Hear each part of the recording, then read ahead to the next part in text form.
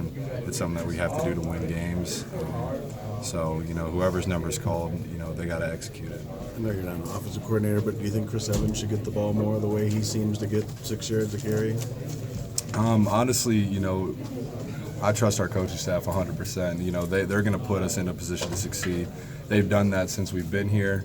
They've done it throughout this whole entire season, and they're going to continue to do it. We didn't win this game, but we're not hitting the panic button and trying to shuffle a bunch of things around. I mean, there were so many plays to be made out there that we're not going to change what we've been doing.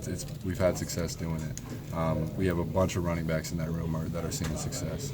Given that, was it a tough film to watch? Because obviously you said after the game that there were plays that could have been made that could have made the difference. Yeah, we haven't watched it as a team yet, but I buzzed through it a little bit. I know most guys have probably buzzed through it at this point, and it is kind of what we thought. There was a lot of plays to be made out there that we're used to making and that we need to make if we want to be one of the best teams in the country, and we're going to make them down the stretch. Was the reason you didn't make them, is it just being on the road in that game, a different atmosphere? Or? I'm not going to put it on that. If anything, I kind of like the atmosphere. That was an electric atmosphere. A beautiful night, perfect night. They came out ready. You could tell how much that game meant to them with the way they did rush the field. But I'm not going to put it on the atmosphere. If O'Korn does have to play, does that change much? With obviously shorter and there's physical differences. Is there that much different, do you think, offensively? No, I think him and Wilton are both pretty similar quarterbacks. So,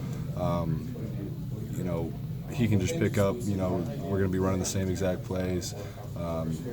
John's been doing a great job, understanding his role, and he's been ready every single week and preparing every single week as if he were the starter. So, if his number is called, I'm confident. Everyone's confident that John will be able to get this job done for us. I'm saying one's better or worse, but what's different about the balls that John and Wilton throw? Truly, I don't know. They both put it where it needs to be. They both got great arms, great accuracy. Both are throwing tight spirals. They spin the ball really well. John might rely on his feet a little bit more, as we saw in the spring game a little bit. Wilton's a little bit bigger, and he can stand in the pocket. But both of them, the name of the game is just finding a way to get the job done. And both of them have done that, can do that, and will do that. John's mentality, the fact that he stayed engaged is tough probably, because it didn't look like he was going to have a shot pretty late in the season. Have you seen something in his makeup? He thought he was going to get the job and everything. It's tough, but it kind of speaks to the kind of person he is, and that's kind of where the confidence really all starts and comes from, is the way John's prepared. Even when he redshirted last year, he couldn't play. He was still, sitting front row at every meeting. Probably one of the best note takers on the team. Always wanted to be the first guy in watching film, and that preparation kind of just speaks to the way he is as a player, as a person, and as a leader. So I think that's where the confidence comes from, that if his number's called, we'll be ready to go. As the offensive captain, have you ever had a conversation with him saying you got to stay engaged, this could turn at any point? It really didn't even need to be said, just the way John prepared. But we'll definitely be having some talks this week as an offense. Trying to figure some things out and iron some things out. Obviously, Wilton has been taking the majority of the reps with the ones, but John's been taking his fair share as well.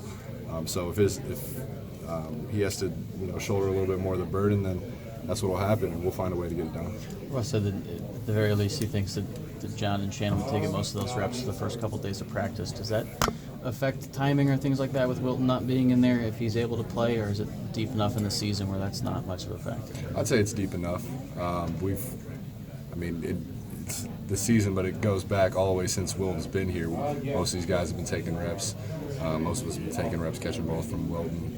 And John, like I said, he's been a worker since he's been here, so we've taken countless reps with John too. So as far as game reps goes, that obviously Wilton's taken some, but so he'll be able to, if his number's called this weekend too, he'll be ready. But John will be ready as well. Shane will be as ready if his number's called. Everybody's going to be ready. We're not going to change anything about how we've been prepared. Jake, in the aftermath of the loss, was there a particularly feisty moment from your coach, Harbaugh? Anything that, a rallying cry or anything like that, either after the game or since then? No, Coach Harbaugh, he's going to just tell it how it is. He's not going to beat around the bush or anything. And sometimes the truth hurts, and we weren't good enough to get the job done. It could have been a good day, but we had to make it that way. We had to make it a good day, and we didn't do that. So we're going to learn from it.